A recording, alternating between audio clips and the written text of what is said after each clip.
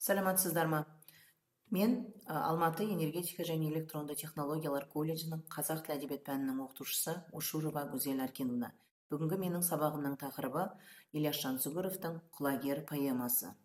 Ильяс Жансүгіровтің «Құлагер» поэмасына арналған буктрейлер. Арқа даласы өзінің кеңдігімен және сұлу табиғатымен ерекшеленеді. Сарыарқаның киелі төрі Ереймен тау. Мұндағы таулардың асқақтығы, көлдерінің мөлдірлігімен, бұлақтарының тәтті суы жанға шипа. Әр мезгілі өзінше құбылған бұл өлке еркіндік пен сұлулықтың айнасы. Осынау ұлы далада табиғат пен адам үйлесім тапқандай. Осы сұлулықтың ортасында атақты сал сері, ақан сері Қорамсалы өмір сүрді. Оның жанына серік, көңіліне қанат болған астындағы тұлпары Құлагері. Ақан өз тұлпарын қыс бойы баптап, нағыз бәйгеге лайықтап, аялап өсірді. Дәл осы уақытта арқа жерінде бұрын соңды болмаған үлкен ас беріледі деген хабар тарайды. Бұл атақты Сағынай байдың асы еді. Оған арқаның түкпір-түкпірінен мыңдаған халық жиналады. Еті таудай, қымызы көлдей болған бұл жиында мыңдаған киіз үй тігіліп, жұрт бірнеше күн бойы мәре-сәре болып тойлайды. Ақан сері осы асқа өзінің тұлпары Құлагерді де алып келеді. Жұрт тұлпардың бітіміне таң қалып, қызыға қарайды. Тіпті атақты Күреңбай сыншының өзі Құлагерге нағыз хас жүйрік деп жоғары баға береді. Сондай-ақ бұл жиынға Батырашта өзінің тұлпары Көктайғынды үміт етіп әкеледі. Бірақ Батыраш Құлагерді көріп іштей зұлымды ойлайды. Өйткені ол тұлпарды бірнеше мәрте сатып алуға тырысқанымен ақан сері бермеген еді. Енді ол кек қайтару үшін Құлагердің көзін жоюға бар күшін салады. Сонымен көмбе ашылып, 1300 жылқы жер қайыстыра шапты. Қалың шаңның арасынан 4 тұлпар оқтай суырылып шығып, алда Құлагер көрінді. Бірақ жыландының жырасында оны ажал күтіп тұреді. Батыраштың адамы тығылып тұрып, Құлагерді басынан айбалтамен ұрып құлатады. Алғашқы 3 ат шығып, артынан мыңдаған жылқы өтсе де, Құлагер көрінбеді. Жыра ішінде өліп жатқан тұлпарын көргенде Ақанның жан дүниесі астан-кестен болды. Ақан серінің көңілі құлазып, өмірінің мәні кеткендей болды. Содан қолына домбырасын алып, өзінің айнымас серігі Құлагерге арнап, аттың азалы әнін шығарды. Бұл ән тұлпарға қойылған мәңгілік ескерткіш еді. Бұл поэма арқылы автор өнер мен адалдықтың жауыздықтан да биік екенін көрсеткісі келді. Құлагер өлсе де, оның рухы мен Ақанның әні халық жүрегінде мәңгілік мұра болып қала бермек. Сабағымыздың мақсаты көркем шығарманың сюжетін, композициялық құрылымын, тақырыбын, идеясын анықтау, поэманың көркемдік құндылығын анықтау арқылы көркем шығармадағы көтерілген мәселелердің жаңашылдығын бағалау. Ильяс Жансүгіровтің шығармалары арқылы білім алушылардың бойына адамгершілік қасиеттерін сіңірту. Үй тапсырмасын сұрау арқылы, үй жұмысын қорытындылауда біз алфавит әдісі арқылы іске асыратын боламыз. Бірінші сұрақ: Ильяс Жансүгіровтің туған жері. Екінші сұрақ: әкесінің аты. Үшінші: Ильяс Жансүгіров қысқа мерзімді курсты қай қалада тамамдады. Төртінші сұрақ: ең алғашқы кітабы қалай аталады. Бесінші сұрақ: ең алғашқы поэмасы қалай аталады. Алтыншы сұрақ: қандай поэмалары бар. Жетінші сұрақ: қазақтың үш бәйтерегін атаңыздар. Сегізінші сұрақ: алғашқы өлеңдері қай газетте жарық көрді. Бүгінгі сабақтың балалар сіздер сыни тұрғыдан ойлау арқылы мына жерде тағаны, ертоқымды, жүгенді, қамшыны көріп отыра, бүгінгі сабақтың атқа байланысты екенін өздеріңіз көріп және ойланып отырсыздар. Біздің бүгінгі жаңа сабағымыз Құлагерге байланысты болғандықтан, біз Ақан серінің өміріне қысқаша тоқталып өтейік. Ақан сері Қорамсалы 1843 жылы солтүстік Қазақстан өңірінде дүниеге келген. Қазақтың әйгілі ақыны, әнші, композитор, сері тұлғалардың бірі болған. Ақан серінің азан шақырып қойған шын аты Ақжігіт. Әкесі Қорамса ауқатты, елге сыйлы адам болған. Жастайынан өнерге, әнге, жырға құмар болып өскен. Ел аралап ән айтып серілік құрған. Өмірінің соңғы жылдары жалғыздық көріп, қайғылы кезеңдерді бастан өткерген. Ақан серінің лирикалық әндерімен танымал, оның көптеген әндерін білесіздер. махаббатқа, сұлулық, табиғат, адам тағдыры туралы көптеген өлеңдерінде жыр жолдарын білесіздер. Белгілі әндерінің бірі Балқадиша, Маңмаңгер, Сырымбет, Құлагер. Әсіресе Құлагер әні оның қаза тапқан құлагеріне тұлпарына арналған өте мұңды әсерлі шығарма екенін білесіздер. Ақан сері тек ақын емес, композитор әрі орындаушы болған. Ол қазақтың сал сері дәстүрін жалғастырып, өнерді жоғары деңгейде көтерген тұлғалардың бірі. Сері жігіттердің қыран меға шабу кинолента әдісі арқылы Құлагер фильмінен үзінді көрейік. Егер Құлагер бәйгеден озып келсе, қандай тілегің бар? Айта ғой, ақан. Құлагердің тілеуін тілеңдер қылайық. Қолдағы бейбақтар, жапа шегіп қорлықтан көз ашпаған бауырлар.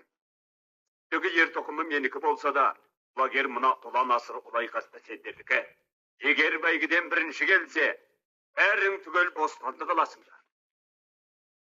Біздің бәйге қырда шапқан, шыдар ма қазақ жаны ұшып өтпей, аттарға шаң шығарып келе жатқан.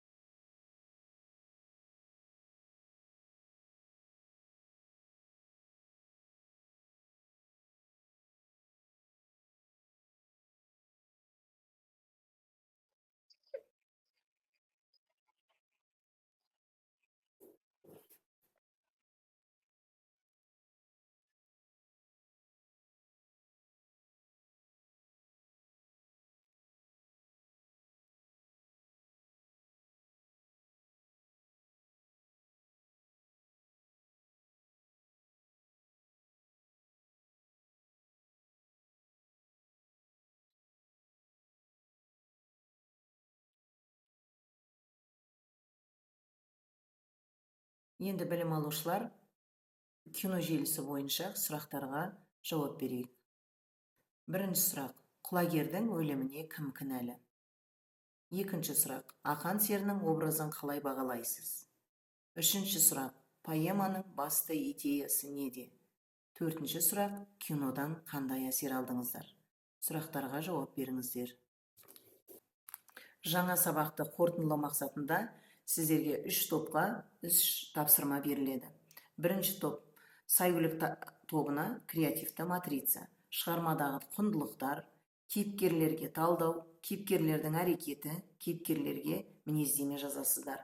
Екінші тұлпар тобына спираль әдісі арқылы Құлагер поэмасындағы өлең жолдарын тауып жазу.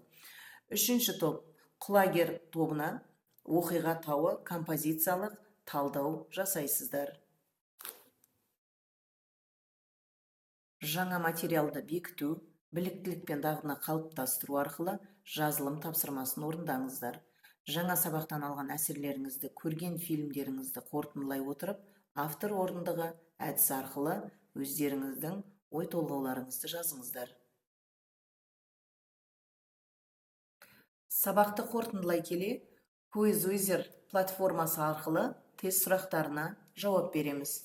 Балалар, мына сабақ қорытындысы бойынша Quizwizard платформасына тест сұрақтары берілді. Бұл жерде 10 сұрақ, 10 сұраққа сіздер қазір платформа арқылы жауап беріңіздер.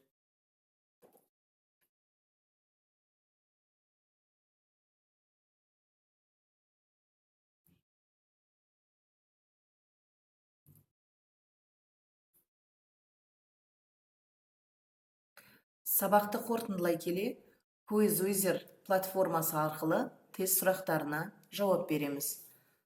Барлықтарыңыз ұялы телефондарыңызды алып, QR арқылы тест тапсырмасына кіріңіздер.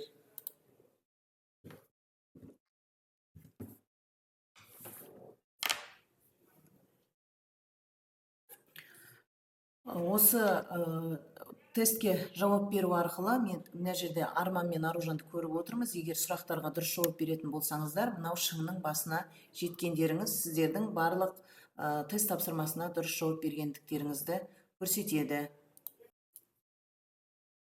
Балалар, мына жерде сіздер өздеріңіз көріп отырсыздар, кімнің тест тапсырмасын дұрыс орындағандығы. Егер сіздердікі жасылмен белгіленіп тұрса, онда сіздің сұрақтарыңыздың жауабы дұрыс деген сөз. Қызылмен болса, ол сіздің сұрағыңыздың жауабы қате. Сол себептен алдыларыңызда сіздерде шығып тұрғандай 10 сұраққа кім қаншалықты жауап бергендігі көрініп тұр. Енді бізде қазір рефлексия, вуклап қосымшасы арқылы сабақтан қандай әсер алдыңыздар, сабақ сіздерге несімен орнады, сол туралы кері байланыс берсеңіздер. Ал енді рефлексияны вуклап қосымшасы арқылы бүгінгі сабақтан алған әсерлеріңіз қандай, сол туралы өздеріңіздің ойларыңызды білдірсеңіздер.